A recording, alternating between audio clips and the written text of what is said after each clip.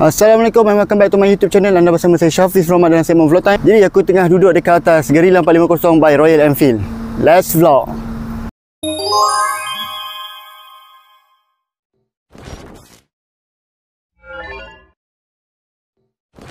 Kalau korang dah sedia maklum, yang motor Guerrilla 450 ni telah dilancarkan lah pada awal ke pertengahan lebih kurang macam tu, tahun 2025 dekat Malaysia. Jadi aku dah bawa dah motor ni test ride masa launching, dan hari ni aku test ride dah lebih kurang 3 ke 4 hari jugalah. Dan bagi aku, untuk motor Guerrilla 450 ni aku boleh bawa, dan memang ada sedikit berat bila mana kau nak tongkatkan motor double stand. Memang sangat-sangat berat. And then ada setempat kau nak cornering tu dia, kau kena tahan sikit dengan kau punya arm. Lengan ni memang kena firm sikit. Kalau kau tak jadi kuat, memang tumbang. Okey. Untuk motor Guerrilla ni, kalau kau sedia maklum, yang dia punya wheelbase dia 1440 cm. Memang sangat-sangat panjang. Tapi untuk aku maneuver, untuk aku mencelah ke dalam kawasan yang jam, tak ada masalah. Kalau kau tengok daripada tepi ni, dia nampak macam orang kata apa, gaya-gaya klasik.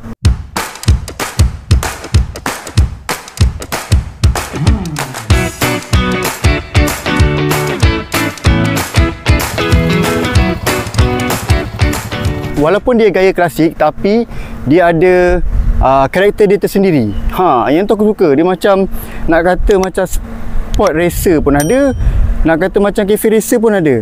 Untuk enjin Guerrilla 450 ni sama seperti Himalayan yang menggunakan enjin Sherpa.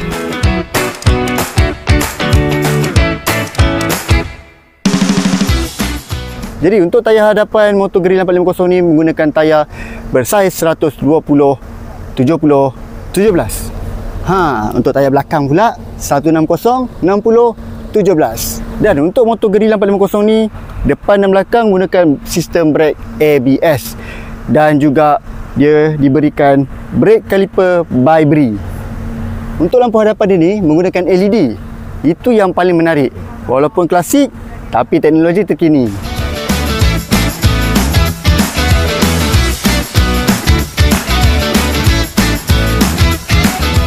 Untuk motor Guerrilla 450 ni, dia punya berat dia lebih kurang 185 ke 191 kg, dan juga untuk ketinggian dia lebih kurang 780 mm daripada paras lantai ataupun tanah.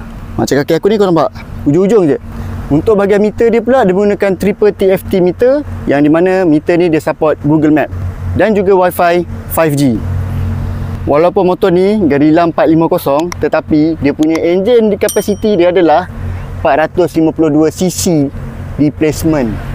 Okey, untuk motor ni dia menggunakan suspension teleskopik, dan juga untuk motor ni dia ada datangkan dengan dua mode. Yang pertama iaitu Eco mode, yang kedua adalah Performance mode. Dan untuk motor Guerrilla 450 ni, untuk lampu belakang dia ni, dia dekat bahagian signal. Jadi dia integrated signal dengan lampu belakang sekali jalan. Jadi kalau signal ni tak ada ataupun patah, memang kau tak ada brake belakang. Alright guys, jadi itu saja perkongsian aku berkaitan dengan Guerrilla 450 untuk walk around ni. Tapi secara teknikal memang aku tak sentuh sangat. Tapi untuk daripada segi riding experience aku bawa motor ni sangat-sangat enjoyable. Dan tapi berat lah motor ni, berat, serius berat. Aku ketinggian lebih kurang 165 166. Aku tak boleh, orang kata apa, kalau guna hari-hari tu mungkin aku ambil masa lah untuk adapt. Ni pun ambil masa 3 hari untuk aku adapt dengan motor Guerrilla 450 ni. Jadi kalau korang ada sebarang komen, korang tulis je kat ruang komen, dan aku akan tengok satu persatu, dan aku akan cuba reply apa yang aku faham. Dan sehingga kita jumpa lagi dalam video ataupun vlog yang akan datang, jangan lupa untuk like, share dan subscribe YouTube channel ni supaya aku lebih terus ke hadapan dan terus support YouTube channel aku. Stay tune, stay safe.